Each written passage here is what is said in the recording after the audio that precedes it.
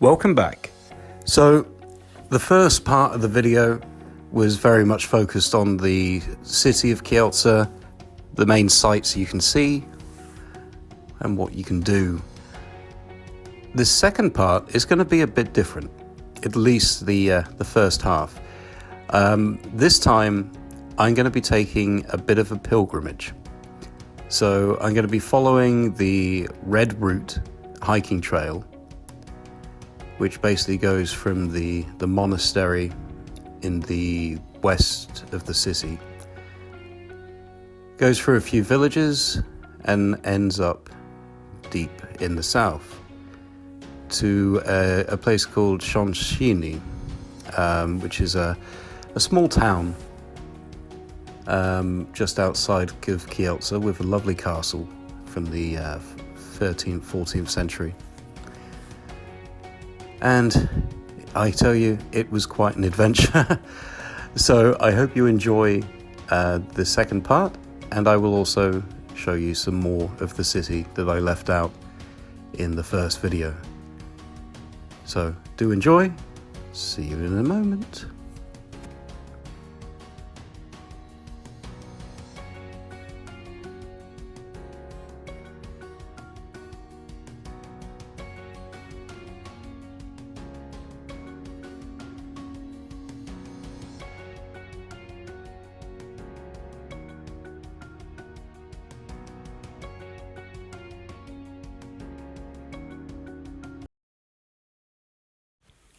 Welcome to another Brit in Poland production. If you enjoyed this video, please give me a like, I would really appreciate it. And if you're interested in learning more about Poland and seeing the sights, the history, the customs, what it's like to live here, then feel free to subscribe. And if you want to contribute to this channel, please feel free to contribute to my Patronize account. Information is in the comments. Otherwise, please enjoy the video. And feel free to check out my other media. You will find me pretty active on Instagram to give you the best images of Poland as well as promote my videos. And Facebook, I try to make sure that there's a list of my videos up there, plus the odd random article I think might be useful. And Twitter, I don't use so much, but you never know. So feel free to add. So here's a little map together I put of the route I took. It doesn't look so crazy at this scale, but it was actually, well, technically about 16 kilometers, which I don't think really counts the up and downs of the journey. Plus, it was a couple of kilometers to get there in the first place. So the first stop we have is the Garrison Church, built in 1902 to 1904. It was previously the Orthodox Church of St. Nicholas, but in 1925 it was handed over to the Polish garrisons. The next thing I saw on my way, which I really loved, was actually this mural just coming up on the video now. And I thought it was very poignant, which it basically says, "We don't have a planet B." And yeah, I love anything with kind of sci-fi connotations, so it really stood out for me. I was very lucky on this to have such a sunny day to do this trip. I think it was probably on the 1st of May or around about that time that I went. And oh wow, it was a walk. I made sure I had plenty of water with me. I took some sandwiches just to make sure that I would survive the journey, because yeah, it was a long one. You can see on the way are some stations to the cross. Some of these were reconstructed, and you see a few monuments as well. What would Kielce be without monuments? And what we come to now is basically the Botanical Garden. So the Botanical Garden was actually only opened in July 2018. And from what I've read, it was one of the things done to kind of boost tourism in the city. You can see they've done a lot, to be honest, to really try and encourage tourists. The space dedicated to this garden is actually like 13,000 1,300 acres. So it's quite an extensive piece of land, and it features literally thousands of species of plants from the Świętokrzyska region. It's actually been deliberately placed in the location it has been, because the entire facility and the green area complex have been designed on the axis of the historic road which led to the monastic complex and the natural reserve of Karkówka Hill. And okay, you probably only need maybe half an hour or so to go around, but it depends, how much you really want to kind of savor it. There's a cafe, there are a few like reservoirs that they've built in there. And for me, it's one of the more outstanding botanical gardens I've seen in Poland. So it's well worth a visit. I remember paying something ridiculously low to go in, like 2 zloty or 5 zloty or something like that. It was very, very cheap. But I would recommend you take some cash, just in case. But I really did think this was such a beautiful, well-designed garden. And it was nice. It was just lovely in the sun to walk around. I mean, I imagine, like a lot of these botanical gardens, it is very seasonal. So I don't think you would really find it open during the winter time. And of course, if you want to get the best of it, you're better to go in the summer, say June, July kind of time, when most of the flowers are in bloom. But yeah, maybe I included too many videos of this particular place, but I don't know. So to me, it was just pretty stunning visually, very relaxing, and I felt I needed to really show it off. So I do encourage you to visit. So we're now heading up the Karkówka Hill, and this actually goes to about 341 meters height, which it's a pretty smooth climb. So you know you're not going to get too out of breath by the time you get to the top. And at the top, you basically have a church which was built in 1627 by the Bishop Marcin Szywkowski, as gratitude to God for the passing of a cholera epidemic. And attached to this church is an ex-Bernardine monastery. And this was actually sacked by the Swedes in 1655, despite it having a kind of fortress-type exterior. It was closed down by the Tsarists in 1864, as basically the monks there had kind of helped out with the insurgency a bit. What are you going to do against the Russians? And the church itself is dedicated to Saint Charles Borromeo. And inside, you will find a statue dedicated to Saint Barbara, the patron saint of miners, as this area used to be very full of ore deposits. And it was said that the statue was actually made by Hilary Maller, who I believe was meant to be quite a famous miner. So the bread route technically starts here. So as we're going along, I basically just wanted to kind of show you the kind of sights you can expect to see on this route.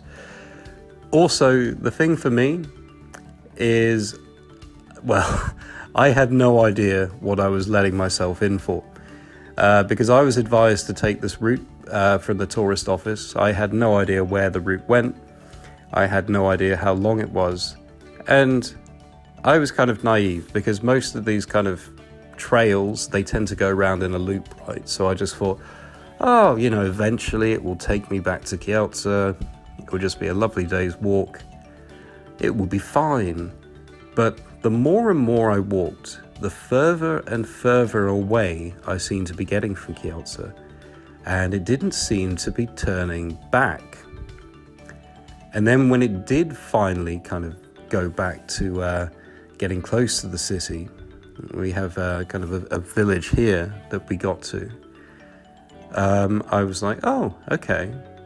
So is that maybe the end of the route? Is this going to be, back to the city? And no, this was perhaps at best a quarter of the way. So here you have the Church of Transfiguration. This was built in 1917 to 1918, and it was done in the Highlander national style of architecture.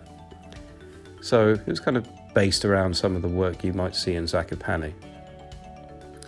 And this particular area is known as Białogón. And it's the more kind of industrial part. Sorry, you just missed like a scenic pump station. I think you can take a tour of that from what I understand. And you just kind of follow it's a pretty well-marked trail. That's one of the good things about the hiking trails in Poland, is they're normally pretty well-marked. So I just basically followed it. Still not sure where I was going. This was again, heading away from the city. So through village after village, forest after forest. And I was like, where am I going? But, I'm just going to have faith and carry on and see where things end up. And I'm glad I did.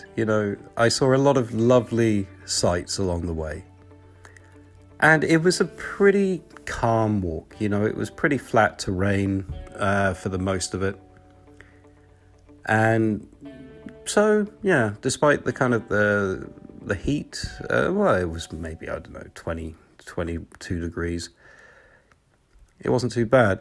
But I have to admit, there were a couple of areas like this one where it got a little bit marshy, a little bit wet. So perhaps don't wear your best shoes for a hike like this. And yeah, this particular forest was again pretty easy going. It's starting to get a bit hilly. And, you're starting to feel a little bit drained, but you're like, okay, no, just have faith, carry on the route, see where you're going. This is where I took a bit of a rest stop to have some sandwiches and something to drink.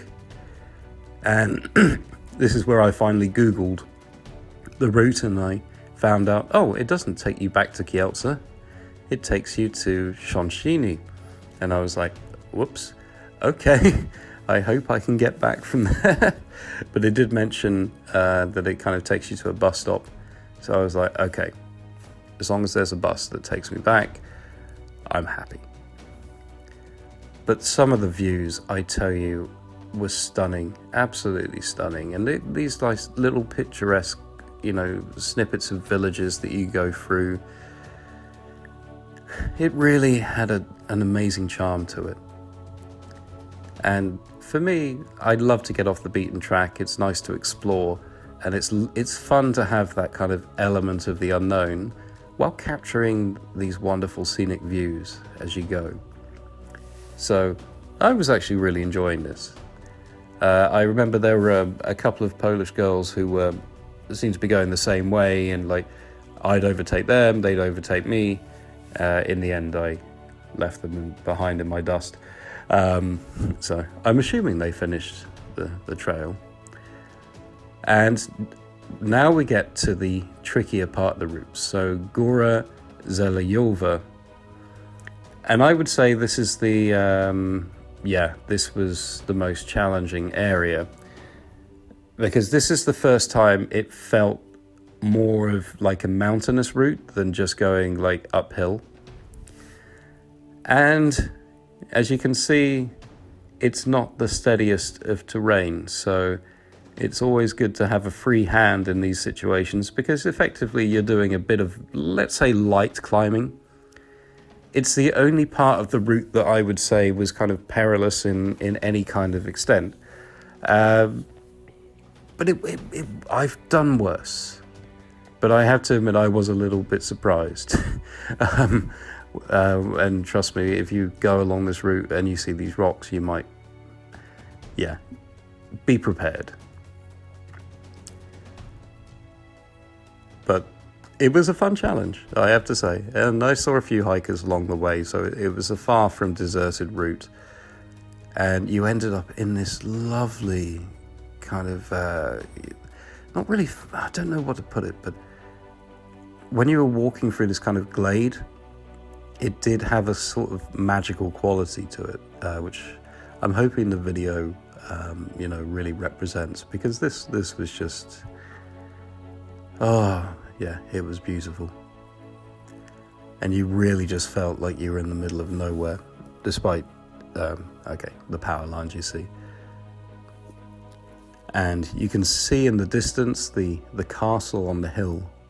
And this was always my landmark. I was like, okay, I could see it in the distance many times as I was walking along. It's like, right, I know that's where we're ending up. How long is it going to take to get here? But you persevere, you carry on, and you're like, okay, I see the end in sight. I have to admit, by this point, I was exhausted. My legs were killing me. I just wanted to sit down, relax. I have to admit, they could have used some like rest stops on the way to grab a beer or something, but it was already getting quite late, and I think it took me about 5 hours roughly, I think, to do this trail. I was sort of timing myself as I went, but finally we make it to our end goal, so the town of Chęciny. And this place is pretty old, like Kielce, very similar sort of timeline. It's first mentioned in historical records in 1275, became an official city in 1325, and it's famous geologically because this is where, for example, you have Chęciny marble, and this is used in a lot of the buildings in Kielce, and yeah, it's quite a valuable resource. But you would say that the main thing to see here is, of course, the castle. So I have to admit, I got, after all that hiking, and then I have to go uphill again. And I was like, right, I hope it's open. I hope it's open. Luckily, I think it was open till about 7 o'clock during the summer. So it was fine. But when I did get to the top, of course you have to buy a ticket to get in. It was something like 25, 30 zloty to get into the castle. And I was like, ugh, okay, that's fine, but still. But I'd say it was worth it. It was, I haven't seen many Polish castles like this, and I really want to see more. So I was very happy to get here and to start exploring inside, and it started to feel a little bit like, the castles back in the UK. But I think what you'll notice here is they have made this a massive tourist trap. Yeah, you have a lot of displays to look at. You have a lot of towers to climb, a lot of views, a lot of like little shops and things. People in costume. Oh, but I loved it, I had to admit. But the castle itself was built around 1300. We know it was around in 1306 because it was given as a gift by King Ladislaus I to the Archbishop of Krakow. I think it was given back a few years later because there was a bit of contention over the land. And it was a bit of a stronghold in the area, because this is the era of the wars against the Teutonic Knights. And it's somewhere where like the soldiers would garrison and prepare for the battles. At that time, I don't think there were really any sackings. It was also used as like a prison, again, for a lot of the Teutonic Knights leaders. And it was actually kind of the residence of a few Polish queens, including Queen Bona, though it's saying that apparently her spirit is meant to still inhabit the castle. So I imagine being here at night is probably not the best idea. It was burned a few times, sacked a few times. I think it was finally like the Swedish invasion which kind of finished it off really as a functioning castle, because it fell into the ruin in the 18th century and then pretty much stayed as a ruin with a few reconstruction works, of course. But it was the 18th century when it was last functional, last really used as a residence. But yeah, definitely, if you're feeling a bit adventurous, it's a lovely sight. And then basically when I left this place, I went back into the town. Luckily, Google Maps was helpful. It showed me a bus back to Kielce. Now, this final part of the video is, let's call it a little bonus, because I just wanted to include some of the footage I left out of the first part, because there are a lot of like little random areas of the city which I think they look pretty cool. But the first video was already running to 27 minutes, and I was like, I've got to stop here. This is the cultural centre. I didn't go inside, sadly. So again, it's one of those things that kind of remains for me to go back to. There's a lovely statue of Miles Davis out the front, which is pretty cool. And yeah, I'm not going to pretend I know exactly what all of these buildings are, but I just thought, some of the things that stand out, like architecturally. So this is, one of the main university buildings here. I think we got the Philharmonic up there, and I just love these little statues out the front. And yeah, so this is a statue to the legions. So going back to when Podolsky came back into the city. Some little bits on the outskirts here, because I decided to, on my last day, to just go south a bit. And this was another cultural centre, and this one I did pop into. It wasn't really open, but the doors were open. It seems to be like a bit of a cinema in there. And you had a few exhibits, so I thought, And I have to admit, I'm a sucker for marble interiors, so I did like the feel. This is the stadium for the I think it's the local football team, which I think is the Kielce Coronas. So not the virus, but Corona, of course, means crown. And yeah, I just decided to take a bit of a stroll to the south, and there was a big cemetery down here. And I thought, given the scale of the place, that I should really include this. I think this is a monument to the Smolensk disaster that happened in the past. And this is the thing with Polish cemeteries, like no matter where you see, they're always very well kept. The gravestones are very ornate. They have a lot of, significant monuments to capture. And yeah, I always think that they're worth the look, because you really do get like a different side of the history and the culture when you see these. And sadly, I don't think I made it to the Jewish cemetery, and there's a bit of history there, because that particular cemetery was where a lot of the Jews were rounded up and taken to the concentration camps. I think these are some famous Jewish names that were I saw on the ground. And to finish up, we're just going to go to a few more recommendations of food and drink. So this is Craft Beer Pub, which is very central. It's pretty busy, which is why I prefer the Hula Hop place and the last one. This is a place called Garage, and it was just another quirky place. Good food, really, really cool looking venue, to be honest.